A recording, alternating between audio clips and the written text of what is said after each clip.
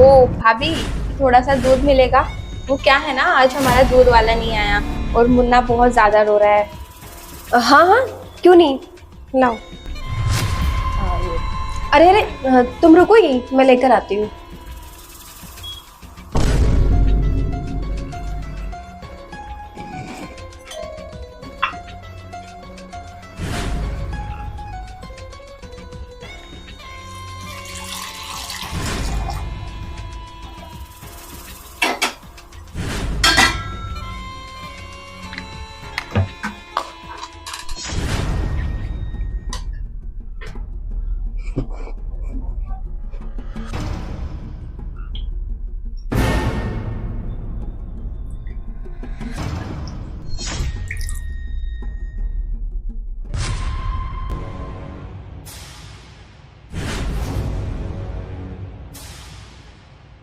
अब ये दवाई वाला दूध पीकर भाभी का बच्चा हो जाएगा बीमार, और जब भाभी अपने बच्चे को तड़पता हुआ देखकर रोएंगी, बिलबिलाएंगी ना, तो मुझे बड़ा सुकून मिलेगा।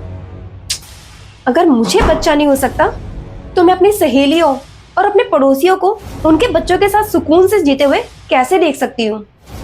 कभी नहीं। अगर मेरी कोख सुनी है ना, तो मैं एक एक करके सबके बच्चों को मार दूंगी। मैं भी किसी को ना खुशहाल नहीं रहने दूंगी उनके बच्चों के साथ।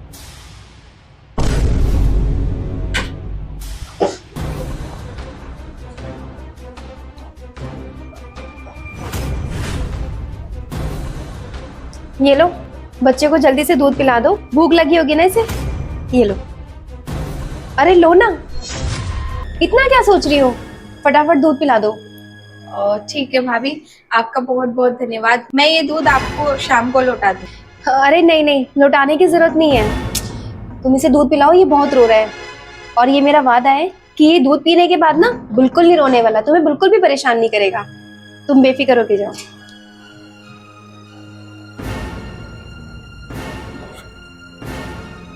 देखो चिराग भैया, अब तो आपको पूरा यकीन हो गया ना, मैं भाभी की वीडियो बनाकर लेकर आई हूँ। देखा भैया आपने कैसे भाभी ने इस दूध के अंदर दवाई मिलाई है और वो मेरे बच्चों को ठेस पहुंचाना चाहती है।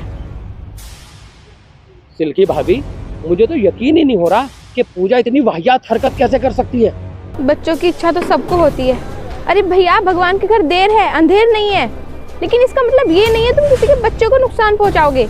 आप उन्हें समझाते क्यों नहीं हो? ये दवाई का दूध पी के मेरा बच्चा बीमार हो जाए, और बल्कि यही नहीं, बीमार नहीं, वो मेरी गोद सोनी करनी चाहती हैं। हाँ भाभी, ये तो आप सही कह रही हो, भगवान के घर देर है अंधेर नहीं, लेकिन पता नहीं पूजा इस बात को क्यों नहीं समझ पाती। ठीक है भाभी, मैं मानता हूँ कि उसका बच्चा नहीं हो पा रहा, उसकी गोद सूनी है, तो इसका मतलब ये थोड़ा ही कि वो सबकी गोद सूनी कर देगी। और आप चिंता मत करो, मैं आज अपनी वाइफ को बहुत अच्छे से समझाता हूँ। आज के बाद तुम्हें शिकायत का मौका नहीं मिलने का। और भाभी, जो हरकत उसने आप की, उसके लिए मैं आपसे हाथ जोड़कर माफ़ी मांगता हूँ। ठीक है भैया, आप उन्हें समझा देना, क्योंकि उनका ऐसा बिहेवियर ना तो आपके घर वालों के लिए ठीक है, ना आस पड़ोस वालों के लिए ठीक है। प्लीज़ उन्हें अच्छे से समझा देना कि वो आइंदा से ऐसी हरकत किसी के साथ ना करें। ठीक है भाभी, आप टेंशन मत लो, मैं चलता हूँ और आज के बाद तुम्हें शिकायत का मौका नहीं मिलेगा। पूजा, तुम्हारा दिमाग खराब हो गया? ये तुमने क्या किया? अरे पर हुआ क्या है? तुम आते ही इतना क्यों चिल्ला रहे हो? आराम से भी तो बता सकते हो ना, बताओ क्या हुआ? अभी मुझे रास्ते में सिल्की भाभी मिली थी, उन्होंने मुझे बताया वो आपसे दूध मांगने के लिए आई थी अपने बच्चे के लिए, और तुमने उसके बच्चे के दूध में दवाई मिला दी जिससे कि उसका बच्चा बीमार हो जाए। ये तुम कर क्या रही हो? ये कौन सा तरीका है तुम्हारा? तुम दूसरों की कोख उजाड़ कर तुम अपनी कोख बसा लोगे। अरे पर ये तुम क्या बोले जा रहे हो? मैंने तो ऐसा कुछ भी नहीं किया। झूठ बोल रही है वो।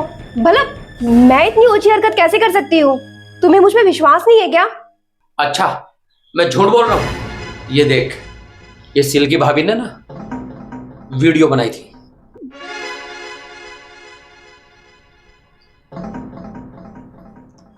शर्म नहीं आती तुम्हें? तुम इतनी गिरी हुई, इतनी घटिया हरकत करती हो।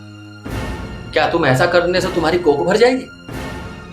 तुम्हें याद है अभी रश्मि भाभी कुछ दिन पहले अपने ऑफिस के काम से गई थी, वो 2 घंटे के लिए आपके पास अपना बच्चा छोड़ के चली गई। जब वो अपना बच्चा लेने के लिए आई, उसके हाथ पैर पे ना घाव के निशान थे, और सिल्की भाभी को भी उसी दिन तुझ पे शक हो गया था। कि वो तुमने ही किया है।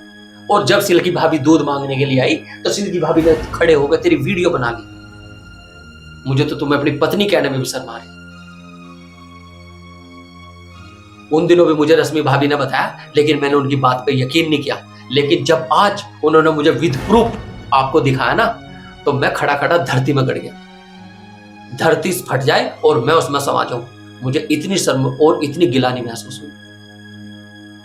पूजा, तुम ऐसा कैसे कर सकती हो? क्या तुम मेरे साथ इतने दिन से रहती हो? क्या कभी तुम्हें मेरे प्यार में कोई फर्क दिखाई दिया कि तुम बच्चा पैदा नहीं कर सकती? क्या तुम्हारी गोद सुनी है तो क्या मैं तुम्हें प्यार नहीं करता? और मैं तुम्हें देख रहा हूं, तुम दिन पर दिन हैवान बनती जा रही हो। हाँ,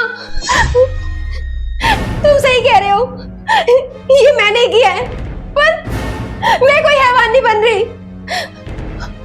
अरे तुम्हें तो पता है ना कि मुझे बच्चों से कितना प्यार है, कितना प्यार करती हूँ मैं बच्चों को। और मैंने शादी भी इसीलिए की थी कि मुझे बच्चे हो सके। लेकिन देखो ना, मुझे आज तक कोई बच्चा नहीं है। जब मैं आस पड़ोस के बच्चों को देखती हूँ ना और उनकी माँ को देखती हूँ उनके साथ हंसता खेलता, तो मुझे बहुत गुस्सा आता है। अगर मुझे ये खुशी नहीं मिल सकती तो मुझे नहीं बर्दाश्त होता कि कोई दूसरी औरत इस सुख का लाभ उठाए। तुम नहीं समझ सकते, इतना टेस्ट करा के देख लिया, इतना सब कुछ कर लिया, पर अभी तक बच्चा क्यों नहीं हो रहा है? मुझे कुछ समझ नहीं आता, इसलिए मैंने ये सब किया। तुम पागल हो गई हो? तुम कैसी बात कर रही हो? भगवान के घर देर है अधेर नहीं है। अगर आज तुम्हारी गोद सुननी है तो इसका मतलब ये थोड़ी है कि भगवान क्या हमारी तरफ कभी नहीं देखेगा। अगर तुम्हारी गोद सुननी है तो इसका मतलब ये थोड़ी है कि तुम दूसरों की भी गोद उजाड़ दोगी, दूसरों की गोद भी सोनी कर दोगी। पूजा, एक बात सुन, जिसको भगवान मानते हैं ना, जब हमारी सारी ताकतें खत्म हो जा और जब हम माथा पकड़ के बैठ जाओ, घुटनों में सिर दे के कि जो भगवान चाहे वो ही होगा, तो भगवान हमारे घर में जरूर बच्चा देगा। और मुझे उम्मीद है आपके और अपने प्यार पे और भगवान पे कि हमारी गोद हमेशा सूनी नहीं रहेगी। भगवान हमारी गोद जरूर भरेगा। हाँ, शायद तुम ठीक कह रहे हो। मैंने बहुत बड़ा गुनाह किया है। मैंने ममता के भाव में आकर अपने अंदर इतनी जलन पैदा कर ली कि मैं माँ से एक बच्चे को छीन रही हूँ। मैं ये कैसे भूल गई कि जिस बच्चे के लिए मैं तड़प रही हूँ, अरे उसको तो मैंने देखा तक नहीं है।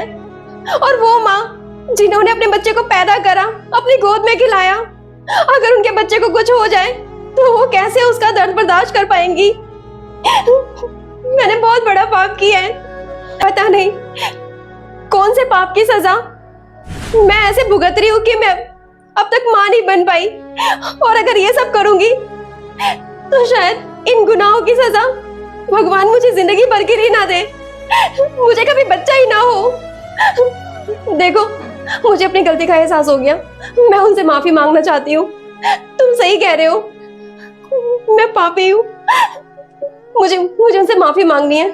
मैं उनसे माफी मांग के आती हूँ। कोई जरूरत नहीं है तुम्हें माफी मांगने की। जो तुमने किया है ना, उसकी माफी नहीं है, उसकी सिर्फ सजा है। और ना तुम्हें मैं माफ करूंगा और ना तुम्हें सिल्की भाभी माफ करेगी। इसके लिए तुम पूरी जिंदगी पछताओगी। पर मेरी बात तो सुनो।